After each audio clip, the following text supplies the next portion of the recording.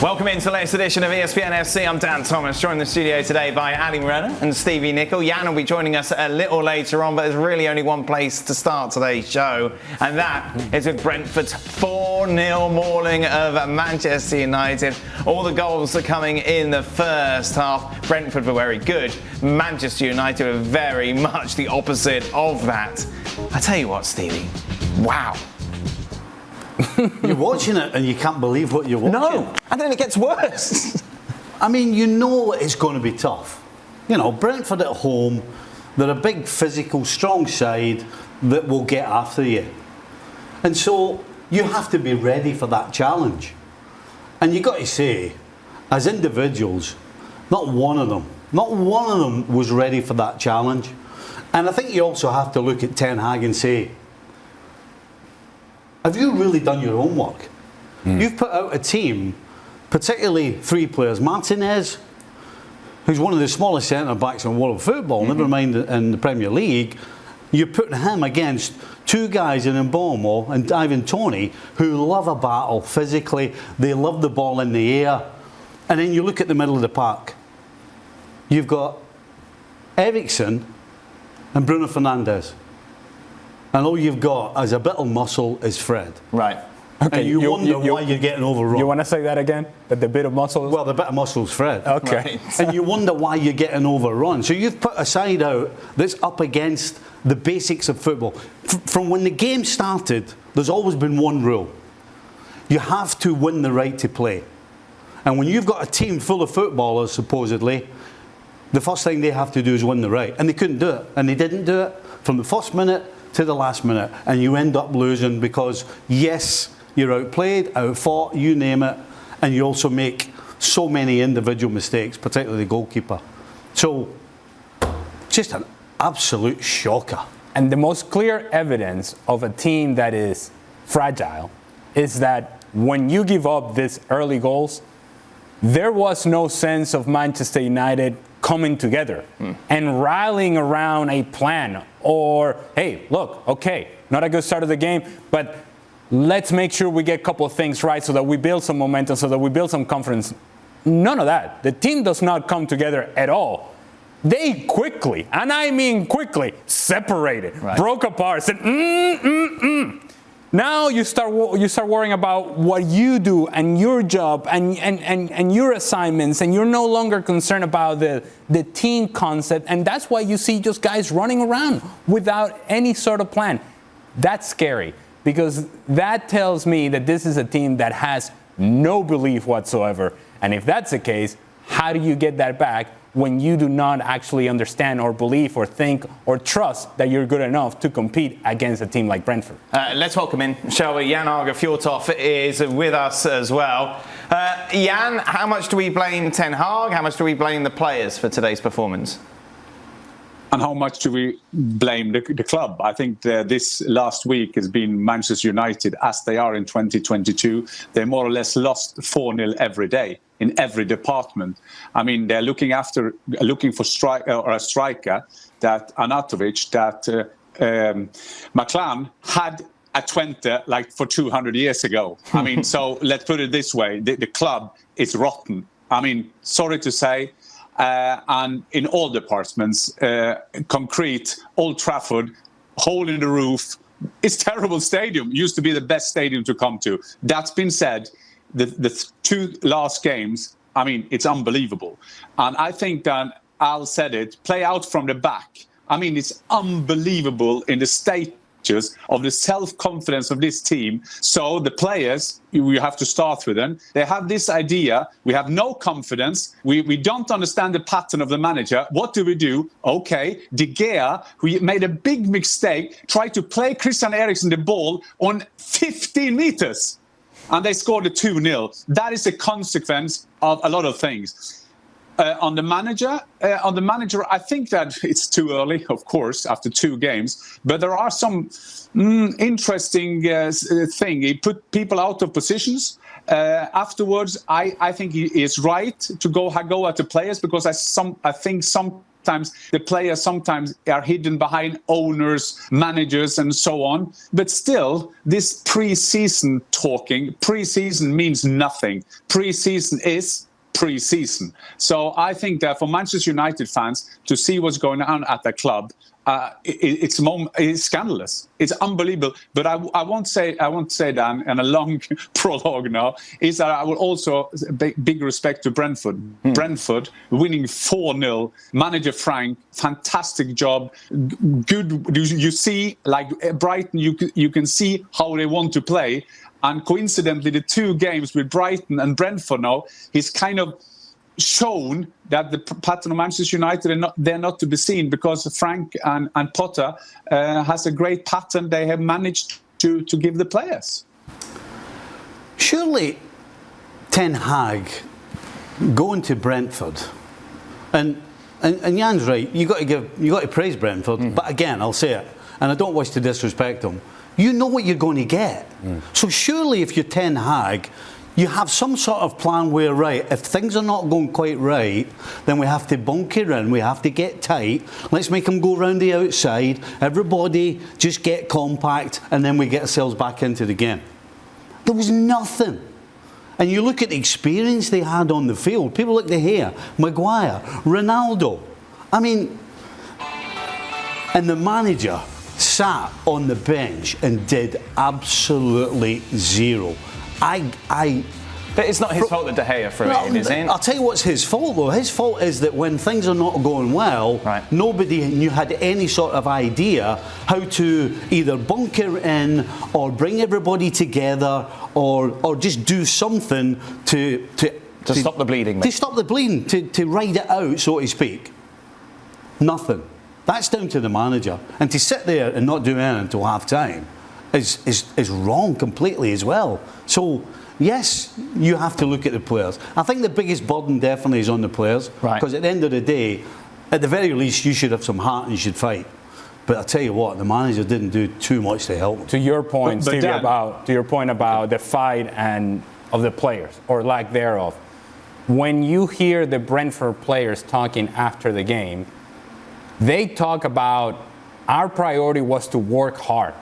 We knew that working hard was going to be good enough for us to beat Manchester United.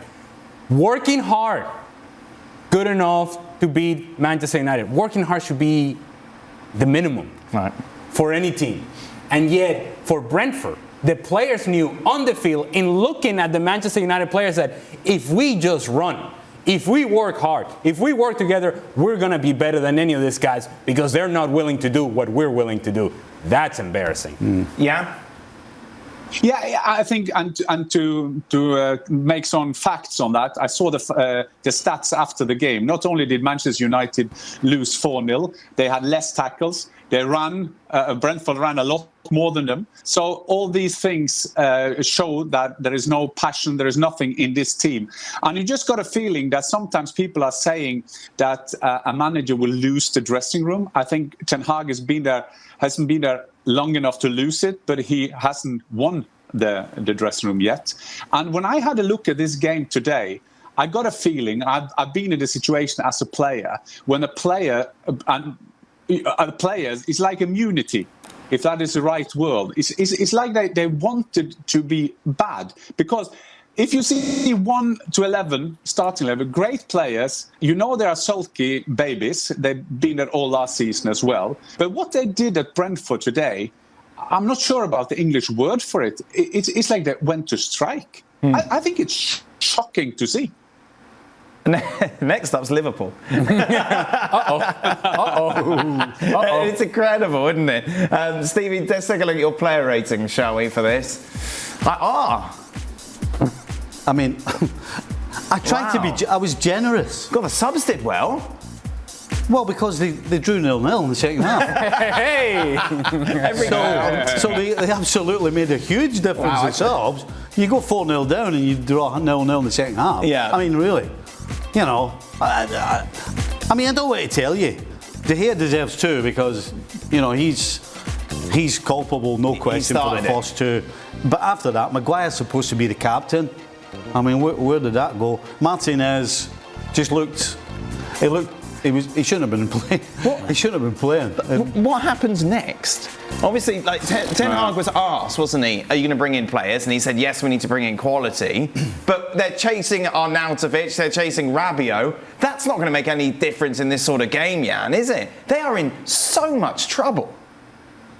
Not at all, and I speak with agents all the time, and they tell me about how they go along with the transfer. It's unbelievable. It's the way that if you get a player in, if you try to recruit a player, it should be consequence of hard work, recruiting, and everything. And you look at the clubs around them. And I've been the last 2 days. I've been by Manchester City, seen the facilities, seen how they work, seen what they do as a club, and I mean, it's like unbelievable ahead of Manchester United now at the moment. And I think that sometimes these discussions about Glazers out, I won't have any clear opinions of that because they've spent money, but still, I think maybe, and like I said in the first, that some people are hidden behind that because there is a lack of culture at the club. There is a lot of performance culture, and you may say that is the responsibility of the owners to put in the right people to do that. But if you have a look at Manchester United now, who should they bring who is available at the moment who can do their better? I mean, can you imagine the guys in charge sitting there now and thinking, okay, we got an agreement with Rabiot's mother now. Maybe we should get an agreement with their son as well. And it's like everything around them is silly. When you heard about Arnautovic, I swear I was certain that was a joke. I thought it was someone having a go, and suddenly it was true. And then they checked that it wasn't trending on Twitter, and they didn't sign him. I mean, you can't believe, is this Manchester United or is this my local club in Norway playing the 6th division? It's farcical, and it's also difficult to paint any sort of positive picture going forward, isn't it? Well, there isn't. And it really is simple. The recruitment and who's responsible for the recruitment, this is where it all lies. You know, because at the end of the day, you can say all you want about the Glazers, but as far as buying players, they spent the money. Unfortunately for everybody else at United, they've hired the wrong people to spend the money. Right. And it's really simple and straightforward. Listen, you go back to Fergie's first year at United. He inherited a set of players, and he had 6 months in his first season with them, and he finished 11th. It tells you, if you have players who are not capable, then it doesn't matter how good a coach you are. And it took Fergie 5 years. And there was only one player left from the group that he inherited that actually won the Premier League, and that was Brian Robson. The rest, right, straight out the door. So this is pretty straight. But that's easier said than done. It's just a fact. But you can send the players out the door, but if you've got no one coming in, then what do you do? But you got to start again. You got to start again. And that means that the expectation has to drop from everywhere around United, because nothing's going to change if every single time they step on the field, every man, his dog, fans, everything is piling on and piling on and piling. There has to come a time where it's like, you know what? They're just not very good. But there's Let's leave them expectation, alone. and there's expectation, isn't there? But it's never going to change until you get rid of the players. It's not. It is really that simple. How do you do that? But you just put them on the curb and hope someone picks them up for free. I'll tell you how Fergie did it. He got his own young players. Right. Now, you could say that was genius, or you could say that was fortunate. Right. But that's how he did it. Unfortunately, if you're going to have to buy your way out, number one, you need to get somebody in who knows what they're buying. And two, you're going to have to get somebody with a silver tongue to persuade good players to come to the club. And not just players with talent, by the way. Yeah, you want everything. Players with heart and soul and hunger and desire. The problem there, though, Stevie, is that you said something there, capable players, right? There's a bunch of players in this Manchester United team that at some point over the course of their careers, they have been considered to be capable players. And yet, somehow, when it's gotten really tough, really difficult, this quote-unquote capable players have disappeared, or they have sort of gone into their own corner and taking care of me first, and then we'll worry about the team second. You're never going to get out of this negative spin until you get this group working together. Go on, Jan. But yeah, now the problem, boys, is that there's a lot of problems, but this is a part of the culture. What the players do, how they act on the pitch, that is a lack of performance culture. And yes, we can talk about Sir Alex Ferguson, what he did, but he was one of the greatest managers ever, you know? And that is a long time ago, but it's easier to compare it with Liverpool, their arch rival at the moment. And if I may say, I read in a book from Pep Lijnders, the assistant manager now, and he's talking about how they build up Liverpool, how they're building up their recruit department, for example, in the Portugal market, when they get Diaz, Nunez, and Manchester United want to get Rabiot and Arnautovic. And you may say, well, that is the last 2 weeks, but what have you done before? Ten Hag has known that he's going to be the Manchester United manager for a long time. You think that he's probably talked with these people and said the players he wants. So, and maybe the recruitment department will say that he wanted only Ajax players, Dutch players, or player he once managed. Fair enough as well, but they haven't got them either. Ajax player has been all around Europe. I haven't seen the best, none of them, going to Manchester United. So for me, it doesn't matter, and Al said it right. You had Sancho playing in Germany, did great there, and you may say, yeah, but there was an easier league, and okay, but everybody coming, getting worse. Then there's something wrong with the culture, and it doesn't matter who you have as a manager. I mean, the only one you think of in your head now is Conte. Maybe he could do it, but what has Conte done at Tottenham? He has come in and made Juventus of London. So he's taking his players as well. Maybe he would have done the same at Manchester United. Maybe he would do something. I don't think there is something wrong with Ten Hag. I don't think we should say the juror after 2 games that he is useless, because some way after Sir Alex Ferguson, more or less all managers have been useless. So maybe there is something wrong with someone else. The good thing is, though, for United, is that their City rivals are really struggling at the moment. Manchester City, of course, in action against Bournemouth, 4-0. This was an absolute cruise for Pep Guardiola's side. Jan, you were there. Tell me how good Kevin De Bruyne was today. He was unbelievable. I interviewed him after the game, and I called him the Belgium dancing queen. I mean, the way he was just dancing through it there, and how he described it, how he looked for movements, and then he decided I will score it, and he make everything so simple. I mean, this is one of the best players in the world, and yes, we all rate him, but maybe because of his, he's not a typical superstar for you. So he will never come up big time in these great awards that Craig Burley loves. But he is fantastic. And the way Manchester City did it today against the 5-man backline at Bournemouth, it's hard to come through. But in the first time, they did exactly what they should do, being patient. There was a ball possession of, I guess, around 80%, that they were just hammering. They were just going there, and they got more and more tired. And Scott Parker told me after the game, well, what can we do? We can't get hold of the ball, you know, and that is Manchester City at their best. And Manchester City got 6 points now. Liverpool got 1.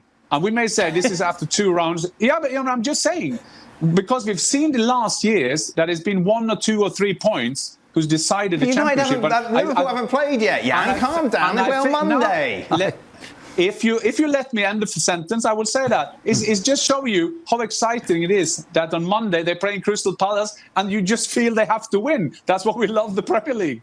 Erling Haaland with just the assist today, no goals, Ali, but you were talking before about the impact that he still makes. Well, his presence on the field forces decisions from defensive players. And in the goal by Kevin De Bruyne, as De Bruyne is going at the defender, Jefferson Lerma, who is dropping off as a midfielder and helping out the back line, is now addressing the run of Erling Haaland, or the presence of Erling Haaland, to the point to where you see him step into his right because he knows, okay, Haaland is here, I'm going to block this passing lane. But in doing that, then opens up the space for Kevin De Bruyne to cut to the inside and slap the ball with the outside of his foot. Now, it's a great finish by Kevin De Bruyne, world-class player, world-class finish, but overall, you just see the impact of Erling Haaland just being there. The threat of Erling Haaland being there is going to force defenders into decisions. And that's when you allow then 1v1 situations for everybody else. It's all just a big nightmare for defenders, isn't it? Yeah, and the other thing that Haaland does is his runs are the runs of a proper centre forward. It's one thing when you've got the invisible nine, or whatever you want to call it, Yep. and they make The runs. false nine. The false nine.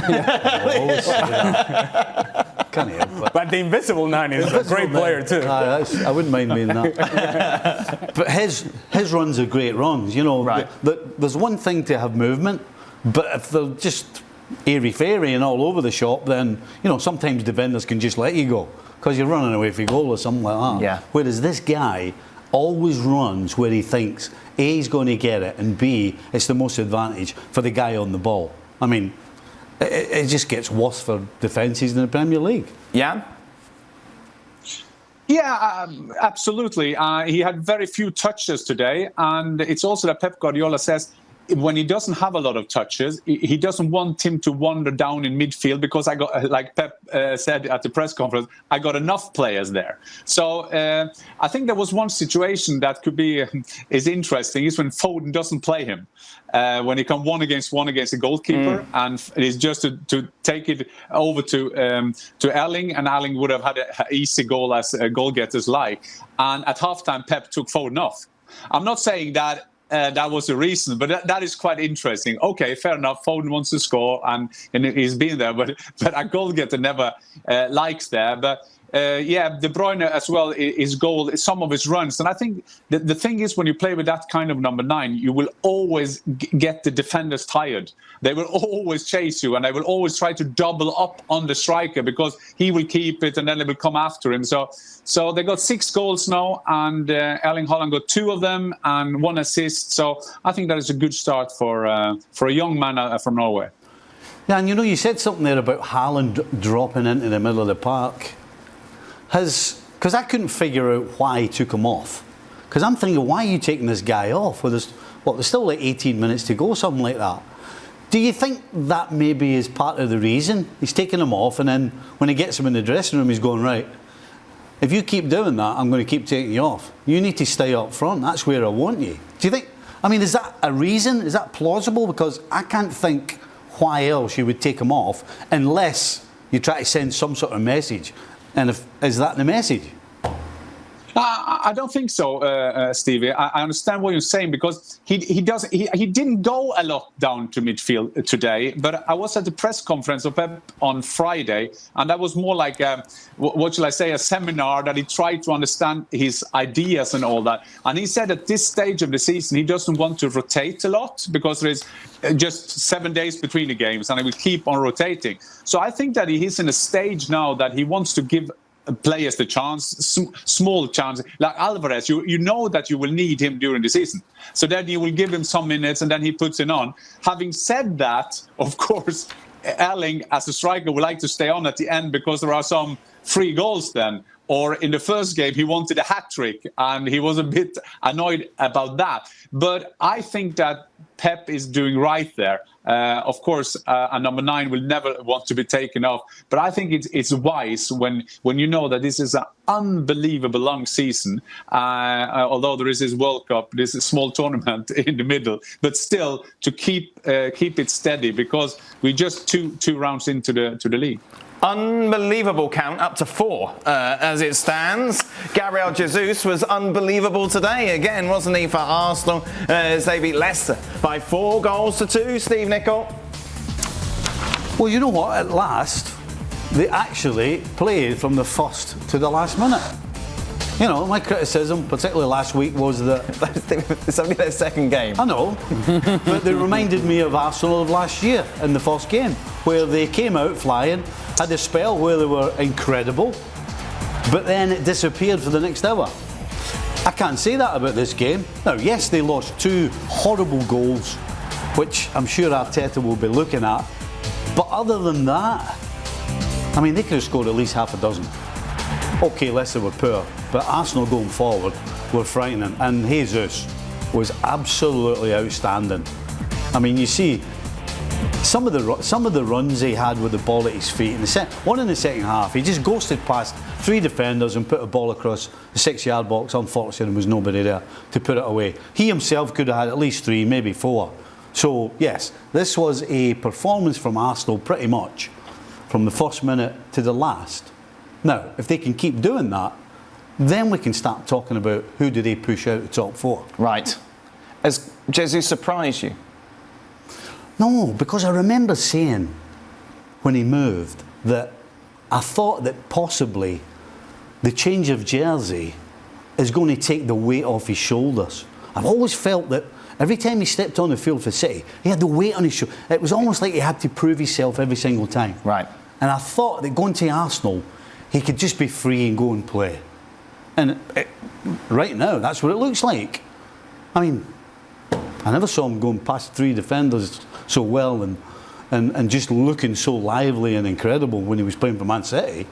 So there has to be a reason for it. Maybe that's it. And sometimes when we talk about the importance or lack thereof of preseason, it is important for a player who has made a move like Gabriel Jesus that has now the responsibility of being the guy who's going to score the goals for Arsenal to get off to a good start in preseason. And he did that with Arsenal. Right away, he was scoring goals. So you have to imagine that this is a player that comes into the season with confidence, shows up, scores goals, and now feels like, yeah, that's right, I'm the guy.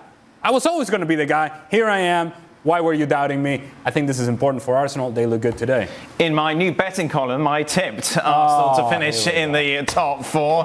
You can check that out over on the website. I also went for a draw between Chelsea and Spurs in the big game on Sunday. Me and Jan on the same page. Meanwhile, Stevie and Ali going for a 2-1 victory for Spurs. We'll, of course, be looking back at that game on the next edition of the show, so be sure to join us.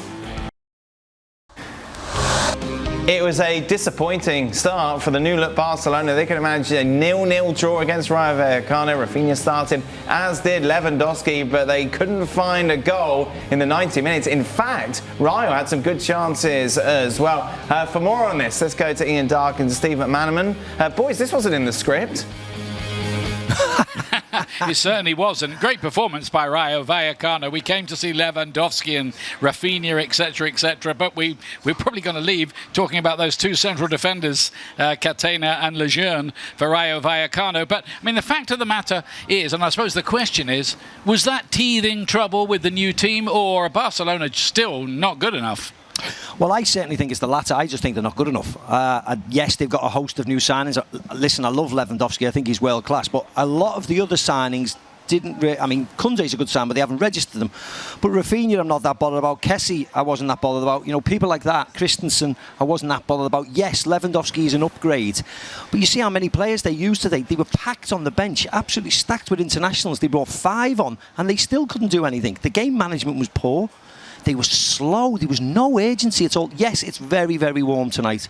It's very warm, and that is. They're used to that in Barcelona. Well, exactly. It's the first game of the season with new signings, with a full house and an expectant crowd.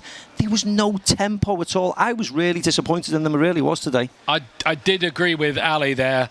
I thought Busquets was badly done by that. Yes, right, it was a yellow card. Then maybe you could give the foul. He was shielding a bit too robustly, but for that to be a second yellow and him to get a red card, I think they've got that wrong, haven't they? Yes, very much so. I didn't think the referee was very good today, and you know, I've played the game, of course, so has Ali, and I totally agree with what he said. We said it in commentary. Yes, he's shielding the ball. He's not looking at Falcao. It's not a swinging arm. Yes, he does catches it, and there was a little bit too many theatrics today on show from the Rayo Vallecano players. And I get the fact that they're falling down because they're trying to time waste to see the game out.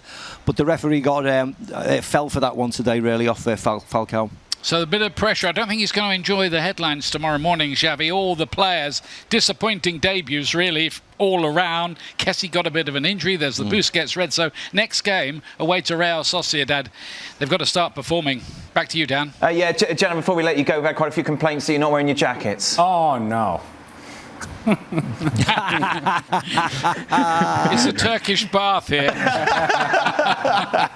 Thank you very much, boys. Go and cool off. Ali, we talked... What you can't see is that... What? Go on, Mata. I was saying what you can't see is that there's people below us here with fans blowing on us because it is that warm. So just palm trees. We've got a device. We've got a device here. It's like the thing from Apollo 13, you know, when they needed enough oxygen to re-enter the Earth's atmosphere. It's a bit like that. What? Brilliant. I love it. Thank you very much, guys. What's so fascinating, I mean, we talk about this a lot, is pre-season and how it's a false dawn. Yeah. And no one epitomised that more today than Dembele. Yes. And it's the sort of player that is so very frustrating because you see him for a couple of minutes, for a couple of plays, for a couple of sequences, and you say, man, this guy is something special. And that's what happened in preseason. Yep. You see, well, this is the version that Xavi has been able to get out of Dembele. And so therefore, what we're going to see from him is his full potential. And his full potential is a very, very talented player. But has he been productive with consistency with Barcelona? The answer is no. So until we see it with consistency, not towards the end of the season like he did last year, no. The whole year. Let's see it, Dembele. Here's your opportunity. Here's your chance. Xavi believes in you. Let's go. Let's do this. He's kicking the ball straight out of bounds. Yeah. Incredible. Well hit by one of those balls. Alexis and Luis are with us now from the touchline. Guys, you're in a great spot to kind of give us the mood of the fans beforehand. Great, excited. Everyone's looking forward to this new dawn. I imagine that trended down as the game went on. Yeah, Dan, as we were saying, we built it up so well, talked about the frustration of last year and the disappointment in Lionel Messi going and the excitement this year. And now, once again, we're back to that disappointment and frustration, really, Luis. And, I mean, it's absolutely sweltering hot down here. But despite that, this is the second highest crowd we have seen since post-COVID era in La Liga. And they leave disappointed, Luis. What went wrong? Well, I think that the way we've been talking and the guys have been breaking down very well. I think that the ball wasn't as fast as it should be. It was no urgency. We could see the centre back just passing the ball to each other. We never saw them with the intention of going forward to try to make the defenders or midfielders of Rayo Vallecano to do something. And at the end, it's about the ball going into the net, then the back of the net. That's the only thing that matters. I think the Barcelona is not the best performance. Of course, it's the first one. I think there's still a lot to work on. But you could see that there is an idea. At the end, the chances arrived, but you didn't finish them. And that's something that you should be concerned, but it's not something that is going to worry the Xavis or the players, because when you don't have the chances, when you have to be worried, when you have to be concerned. Yeah. But today there were a lot. We saw Ansu Fati shooting the chances, Lewandowski chances, Dembele, Rafinha, all of them had chances. They didn't score, but at the end they were there. There is not all the games are going to be like this during the whole season for Barcelona. 4 players in front of the box and another 4 players in front of the box defending and not go for the counter-attack. They need to get used to this. Hopefully they can do it quick, because if not, again, we're going to get disappointed very, very often. And speaking of disappointment, because you talk about the chances, we know that Barcelona can create a lot of the chances too. And the fact that they brought in Robert Lewandowski, he seemed to be that missing piece to get on the end and for sure score all of these chances, so to speak. We talked about it last year and we saw how Kun Agüero almost helped them before, of course, he had to retire. But still, why not tonight for Lewandowski? Well, I guess, I mean, it's the first game, the anxiety, the people get nerves, even though that is... Very experienced. Yeah, very experienced, but it doesn't matter. At the end, you come here, plus 1,000 people into the stadium, expectation is something that the players need to deal every single weekend. And it's not easy when you're in front of the goal, and I think that I saw that in Rafinha in the first half. He wants to score so much that he's tried to put the ball in the best position, try to score the first goal, because that's something very important, and then you kind of release all that tension, all that pressure that you feel.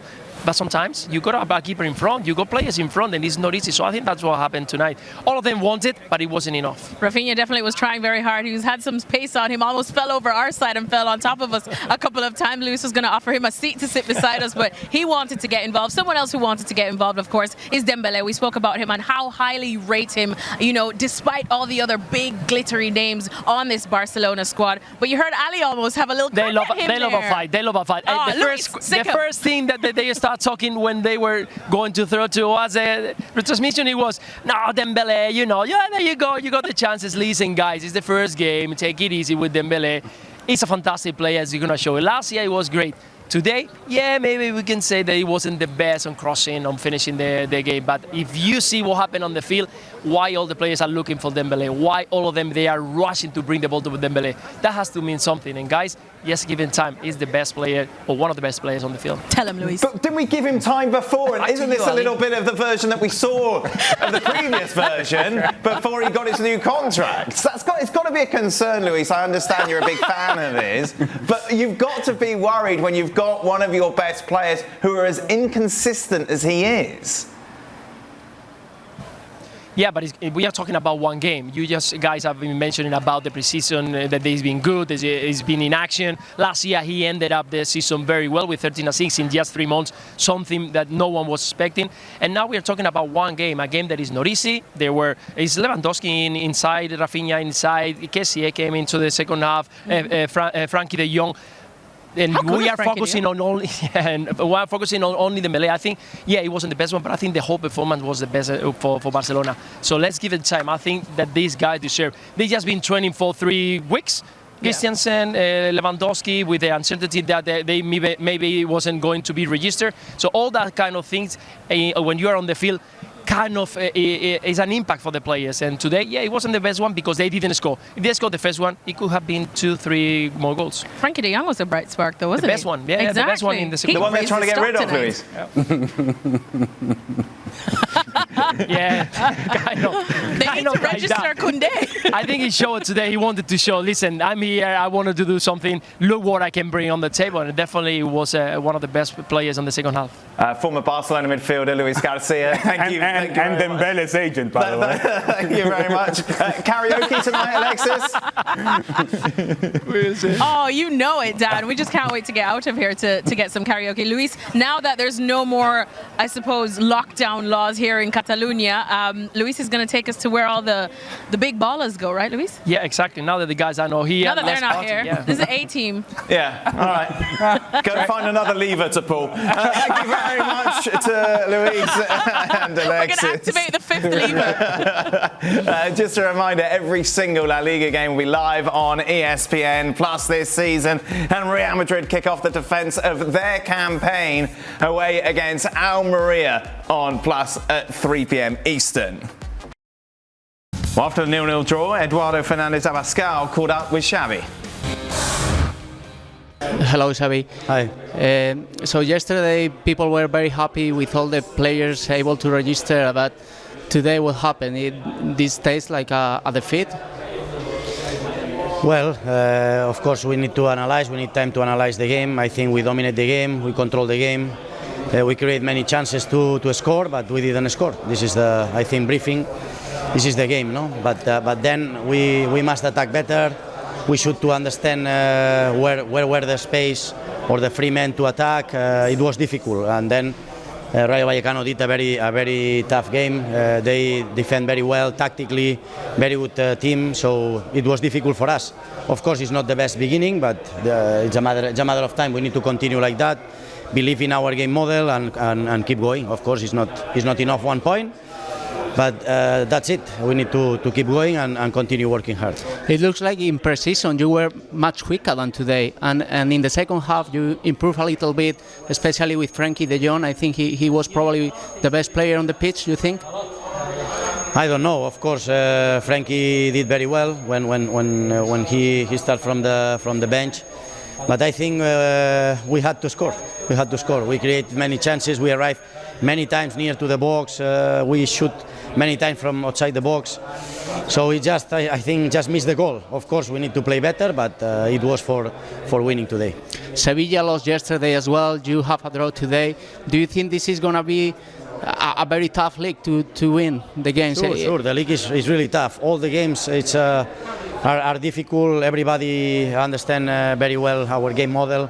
So it will be tough. Of course, every game will be a war. So now we need to focus in Real Sociedad and of course analyze the game and in order to improve. You know that we are ESPN in America. They were surprised because Serginho Dest was not even in the squad. This is a tactical decision, or you don't come with him for just a technical decision. Of course, we have many possibilities to choose players. So He knows my opinion about him, and this is of course it's a pity because many players cannot play, but this is football, no? Yeah, it's football, isn't it? So Sergiño Dest going from starting last season to not even in the squad. Ali, what struck you from what Xavi was saying there? He mentioned there twice game model and the way that they like to play. Right. Okay. I have no issues with Barcelona's game model as long as they execute it with speed, with spade.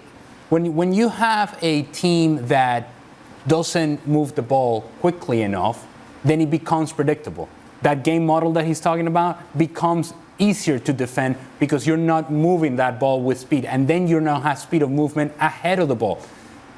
That's where I think Barcelona has to improve, and that's where they got into trouble last season as well.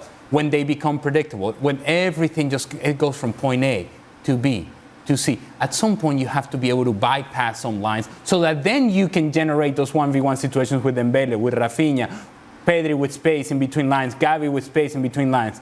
If Araujo is going to sit on the ball, Christensen is going to hit on the ball, Erik Garcia is going to sit on the ball, then it becomes very difficult to find those spaces, and it allowed Rayo Vallecano to go and close down, to go and press the ball and force turnovers, and from there Rayo Vallecano created some opportunities. Speed of play has to be the key for Barcelona if they're going to be successful. If you're Sergiño Dest, you're on the phone to your agent saying, get me out of here? Yep. And he'll say, well, Manchester United are interested. Thank you. It doesn't get any clearer than not being in the squad. Yeah, that's it, isn't it? He's got to get away. He's got to play. He's got a World Cup coming up. He might have done enough to get in the squad anyway, but he has to make sure. So get yourself out of there. It's got to be so tough, Ali. Well, and I think the evidence in front of Sergiño Dest is very clear to see. Today, the option to start as a right back is Ronald Araujo, who is not a right back. Right. The option to then come off the bench to play right back and then shift Araujo into the center back position was Sergi Roberto, who's also not a right back. I think that tells you, if you're Sergiño Dest, yeah, I do not believe that this manager thinks I can play the position at this level. It is very clear to see. You don't have to be an expert to figure this out.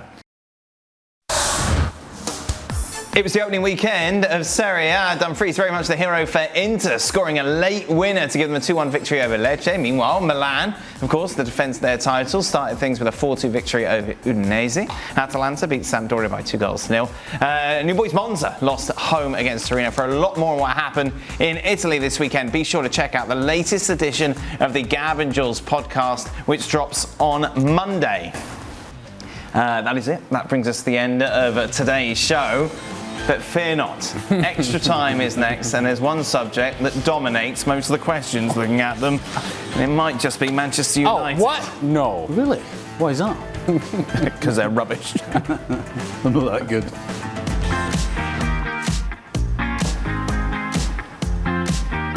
Welcome into the latest edition of Extra Time then. Ali and Stevie with us here in the studio, and it's the weekend, so Jan must be in front of the hotel door. Yeah, there he is. But look behind me now, Dan. Look at this one. Look at who's behind me. Hey! He's watching, always watching. You can't in my bedroom. You can't sleep without him, Jan. That's the thing. Hey, he's rubbish. He can't score. Didn't score today. That's it. He's done. That was Pep Guardiola said. He was asked why was it different, his mood after the first game and the second game, and Pep Guardiola said, I'm not sleeping with him, so how can I know? So that was also an answer. There you go. Do you room with his dad? Nice mum. Okay, right. Has anyone on the panel ever seen a squad capitulate to the degree this group of Manchester United players has?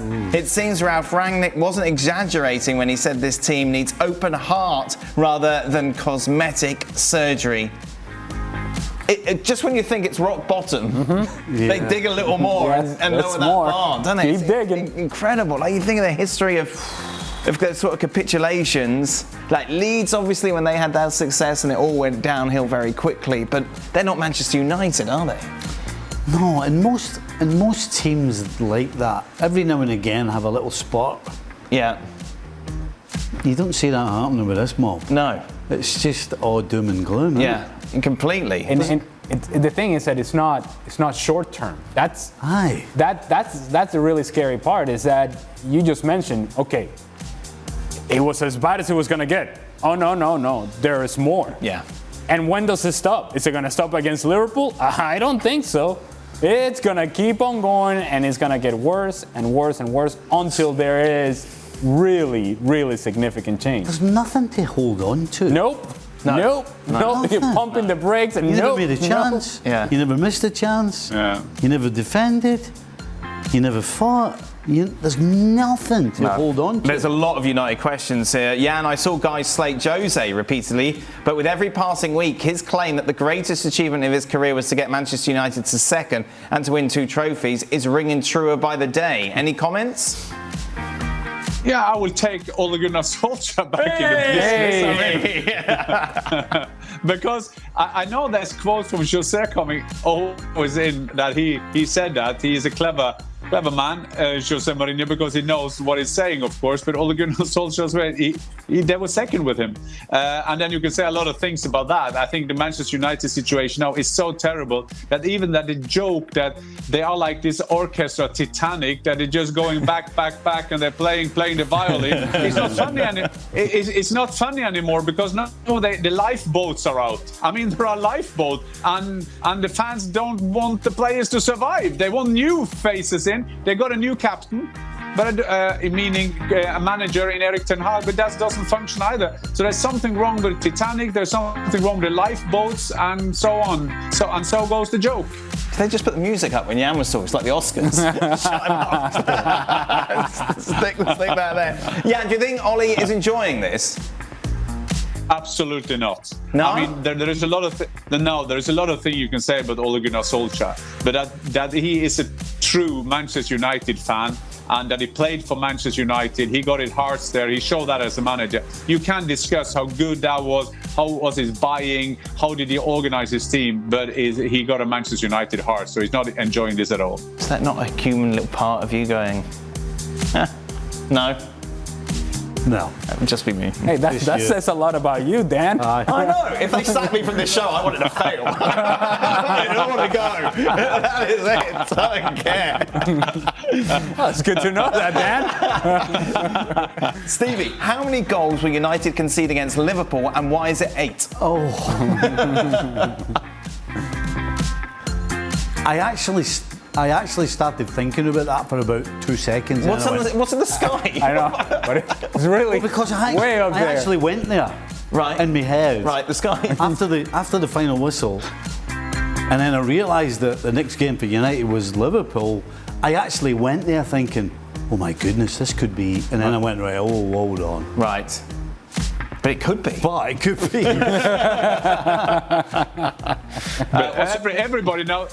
Dan, everybody knows how it would be now for the tabloids in England. They conceded 2 against Brighton, did Manchester United, and now 4 against Brentford. Yes. We're up in 6. So they will concede 10, and the tabloids will say Erik 10-0. You know that will come. Oh, you know it. Goodness me.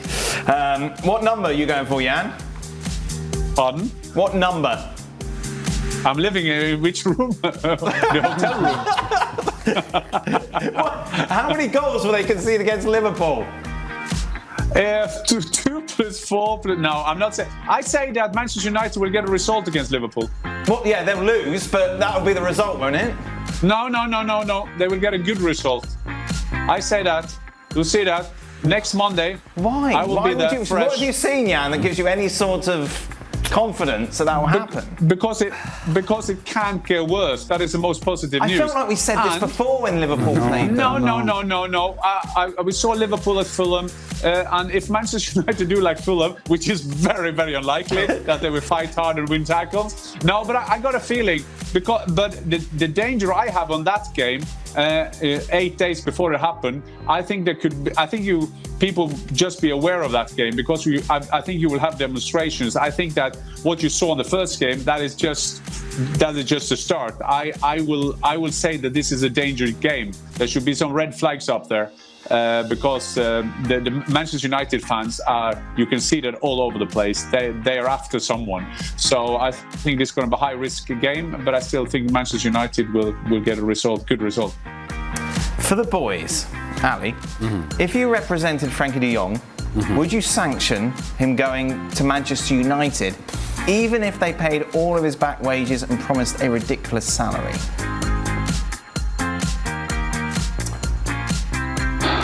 I mean, I just, as an agent, and I'm representing my player, I have his best interest in mind, or at least I should. How, right now, do you present Manchester United as a possibility and have your player's best interest in mind at the level of Frankie de Jong? I don't think so. Not a chance. No, not at all. No. When you played, did you have any empathy for your rivals if they were struggling, or did you enjoy seeing your rivals being rubbish like Manchester United and Everton? I think I know the answer to this. Did you ever feel sorry for them? No, are you kidding? In Liverpool, you were thrashing teams week in, week out. Not a chance. No. I actually spoke to somebody. Somebody was doing an article on the 9-0. The Crystal Palace game. Crystal Palace game. You scored twice? I scored twice. And Okay, Steve. And they were saying, you know, at any stage, did you think, well, you feel bad for them, Right. or should you hold up, or? And the answer is no. The biggest disrespect you could have given, or we could have given Palace, was to start passing it around and taking the mick and doing all that. The respect we gave them, there was we kept going and we played our game regardless. Jan, did you ever feel that teams were very sympathetic towards your struggles? Yeah, I wanted to say you took my joke, by the way, because that's what I felt that everybody should feel sorry for me and my team. But now I just of the big losses, and I told this story before, is that when we lost 7-1 to Newcastle and we came back and our captain Sean Taylor said Nicol didn't score, and I told him that every peep other players at Newcastle scored in that game. So I never felt that I felt sorry for them. But I agree with Stevie. That is about respect. Remember back in the days when Germany beat Brazil in that final, and after the final it was 6 or 7 up. And then the German players kind of said in the media that they felt sorry for Brazil, and they kind of slowed down a bit. I mean, that is so much lack of respect. I don't know where even I could start. For all, what was the worst result you had as a player at half-time? What was said and what changed in the second half, if anything? I think we were 5-0 down at Blackburn. I was playing for Sheffield Wednesday. I think I've told you this story before. The day before, I thought I wasn't even going to be in the squad. I'll tell you that. I was in the squad, but I thought there's no way I'll even be on the bench. Right. So I went out on Sunday. As you do. On a Sunday, I had about 10 pints. Right. Got to the game. Of course. And I was on the bench. I'm like, well, I'm on the bench, but there's no way. Yeah. Anyway, we were 3-0 down after about 25 minutes. And David Plate looked along the line and said, Steve, go and get warmed up. And I was like,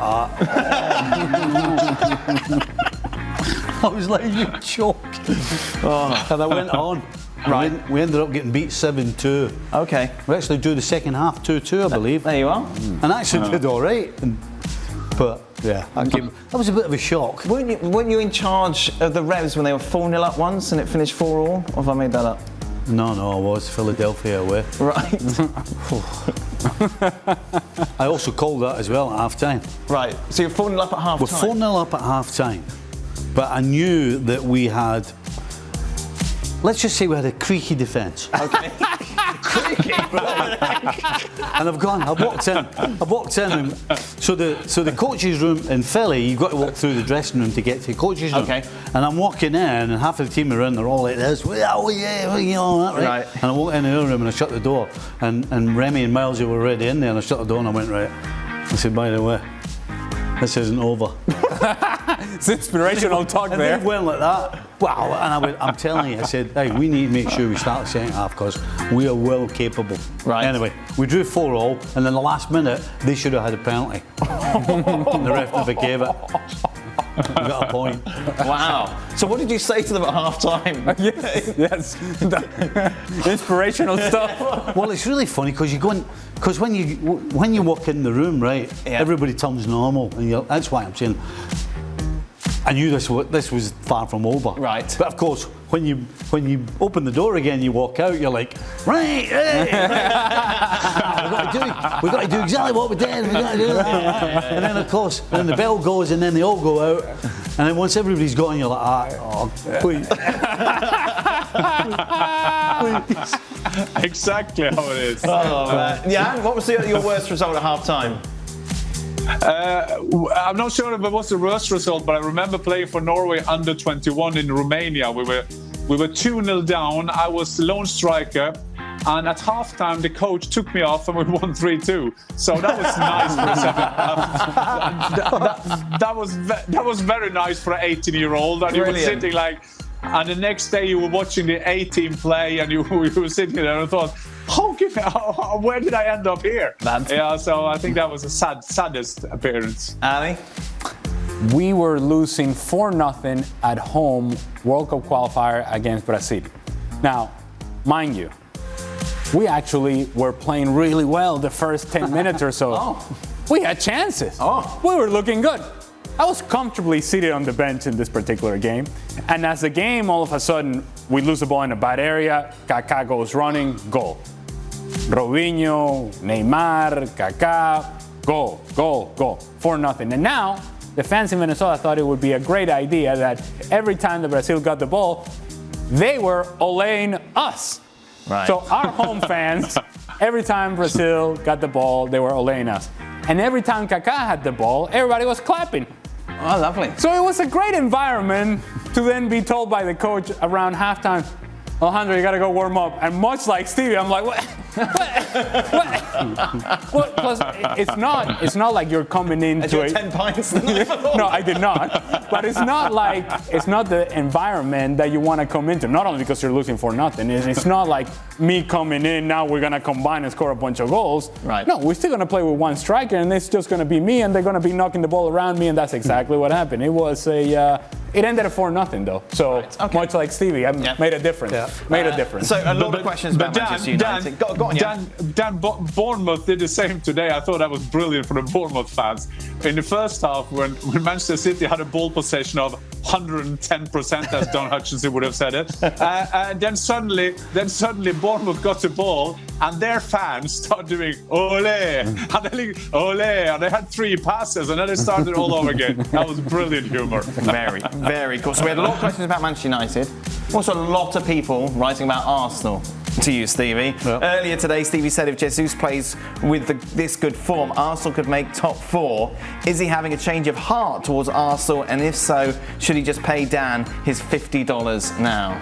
Well, there's no way I'm paying you $50 anyway, regardless. Oh. What do you mean? We had a bet. What about the bet? I mean, because it's not happening. I see. Arsenal aren't finishing top 4. If you end up right, I'll pay you your money. Aye. But it's not going to happen. That's going to hurt, by the way. That's going to hurt. No, listen, Arsenal have absolutely got everybody thinking that they're capable. But they're not going to finish top 4? I don't think so. Why? Well, because as I said, playing well at home in this game from the first minute to the last minute is a fantastic start. Right. But now they've got to keep replicating that. Not just at home, but away from home as well. So to get in the top 4, you're going to have to pick up points away from home. Mm-hmm. Well, from home. What did they do in the first game? And away from home, they haven't played from the first to the last minute. But what did they do? Did they pick up points in the first game away from home? Oh yeah, tough place to go, Palace. Tough place. Oh, it's Liverpool Palace on. Anfield. That is it. We're good, Jan. Thank you as always. We'll be back tomorrow to reflect on Chelsea against Spurs. And Real Madrid are playing as well against Almeria. Hey. Defense of their title.